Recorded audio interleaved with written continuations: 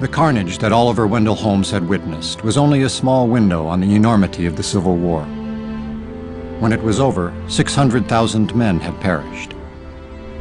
But the Union held, and the Constitution, like the nation, was reborn.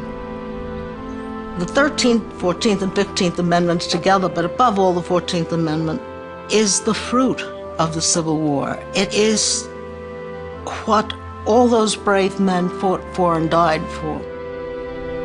The 14th Amendment says the federal government is going to protect your citizenship even in your state. The federal government is going to protect you against your own state. No state shall make or enforce any law which shall abridge the privileges or immunities of citizens of the United States. The thing about the 14th Amendment is it's written in general terms. It's not couched in racial terms. It's not couched in gender terms. It's couched in universal terms. Citizens have privileges and immunities. People have rights to equal protection and due process. So while it is historically tied to the Reconstruction Acts of the time, the language of the 14th Amendment admits of a broader range of interpretation.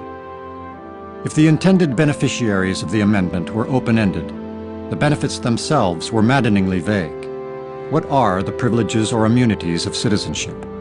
What fundamental rights comprise liberty? How far could the federal government go to secure for citizens equal protection of the law?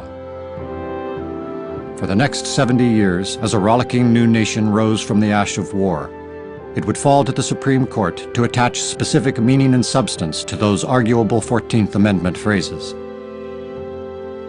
The task would swell the influence of the court and invite remarkable judicial creativity. By the time the 14th Amendment was passed in 1868, the Supreme Court had a new home.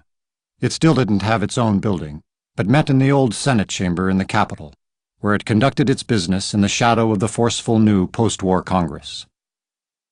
The 14th Amendment gave Congress explicit powers to enforce the rights of former slaves in even the most resistant rebel states. And the Republican-controlled Congress exercised those powers during Reconstruction, installing federal troops in the South and passing laws that guaranteed blacks access to public education, the right to serve on juries, testify in court, and vote in elections.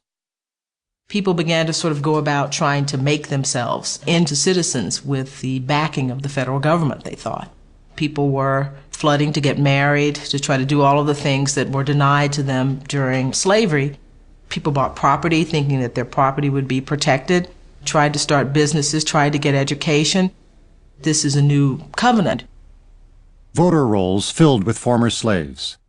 Hundreds of black candidates won political office in the 1870 elections. And when the white backlash in the South turned lethal, Congress made a show of strength, enacting legislation to protect blacks from Klansmen and other vigilante groups. In 1875, even as white resistance hardened and former Confederates began to take back power in the southern states, radical Republicans in Congress passed a sweeping Civil Rights Act. The most important provisions are the ones dealing with access to public accommodations. Places of public accommodation are named places of public accommodation for a reason. They're generally open to the public. Theaters, hotels, restaurants, railroad transportation, and it provides for full and equal access without regard to race. In 1883, that law was challenged.